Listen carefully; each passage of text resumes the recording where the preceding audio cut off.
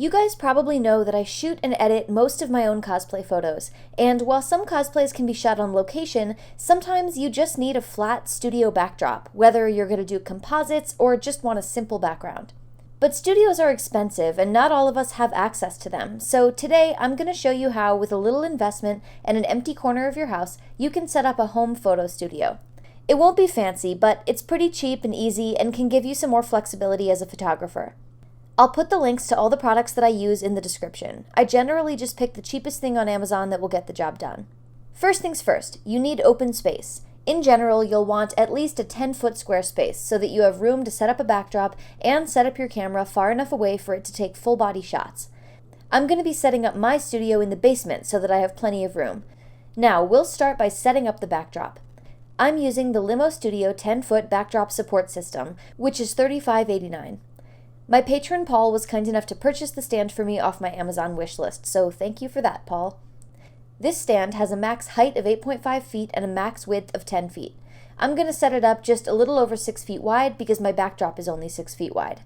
If you would rather DIY this part of the project, that's totally doable. You can get some PVC pipe to create your frame, build a sturdy base for each pole, and just make sure that your top bar can be easily removed so you can swap out the backdrop.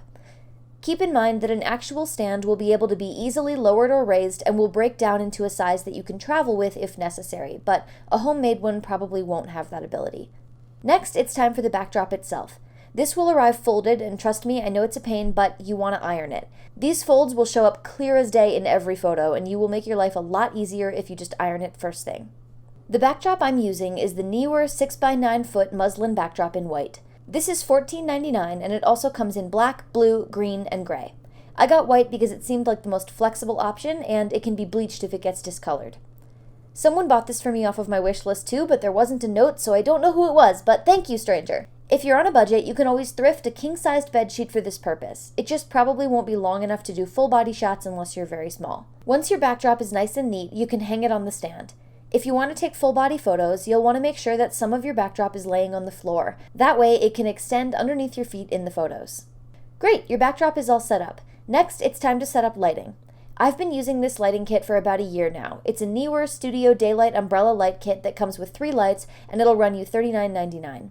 My patron Jacob actually bought this for me last year, and it is absolutely essential. Getting good indoor lighting is really hard to do without a light kit, so if anything, this is the most worth investing in.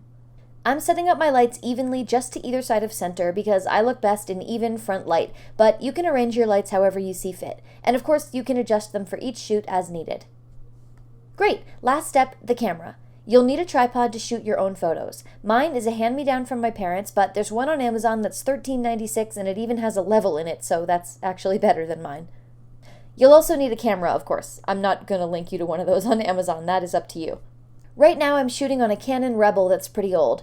Now, I would recommend that you get a remote trigger that's compatible with whatever you're using. I won't link to one because what type you need will depend a lot on your camera. In total, the investment required to create the setup that I have here, not including the camera and the remote trigger, is just over $100. Pretty darn good considering that you'll pay more than that to rent your average studio for just 2 hours. Ta-da! You're all set up to shoot photos in your home studio. Good luck!